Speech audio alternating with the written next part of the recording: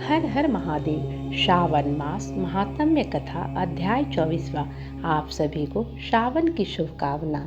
ईश्वर ने कहा, हे ब्रह्मपुत्र, पूर्व कल्प में दैत्य के भार से अति दुखी विहुल अति दीन हो पृथ्वी ब्रह्मा की शरण में गई। उसके मुख से कथा सुनकर देवगणों के सहित ब्रह्मा ने क्षीर सागर में बहुत स्तुति द्वारा हरि को प्रसन्न किया। ब्रह्मा के मुख से शब्द सुनकर दिशाओं के प्रादुर्भूत भगवान ने कहा, हे देवतागण, डरो मत, क्योंकि देवकी के उदर से वसुदेव द्वारा अवतार ग्रहण कर मैं पृथ्वी का कष्ट हटाऊंगा। आप देवतागण पृथ्वी पर जाकर यादव स्वरूप से उत्पन्न हो। यो कहकर प्रभु अंतर्ध्यान हो गए।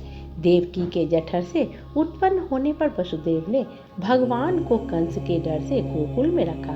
वहां पर भगवान पलने लगे। फिर मथुरा में आकर बंधुओं सहित कंस वध कर सादर सब नगर निवासी प्राणीजनों ने प्रार्थना की कि हे कृष्ण, हे कृष्ण, हे महायोगी, हे भक्तों के अभयदाता, देव शरणागत वत्सल, आपको हम लोग नमस्कार करते हैं, हमारी रक्षा करो।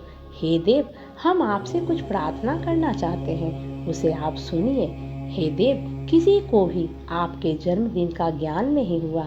जान लेने पर सब लोग उस रोज वर्धापनोत्सव करेंगे। इस प्रकार उसमें भक्ति, श्रद्धा तथा अपने में आत्मीयता देखकर उन लोगों से केशव ने जन्म दिवस में होने वाले कार्य को कहा।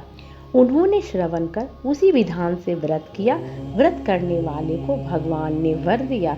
उसमें एक प्राचीन इतिहास कहते हैं, अंग देश में उत्पन्न मितिजीत नाम वाला राजा हुआ। उसका पुत्र महासेन नाम हुआ।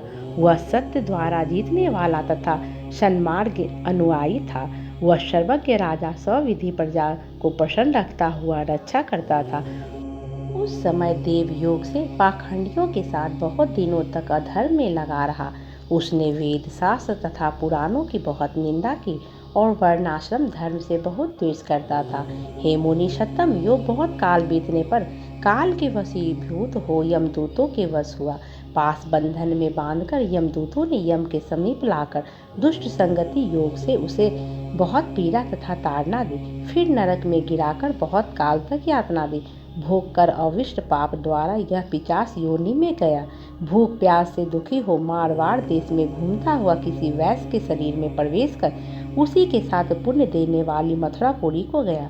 मथुरा के पास पहुंचा तो मथुरा रक्षकों ने उसे उसकी देह से अलग कर दिया।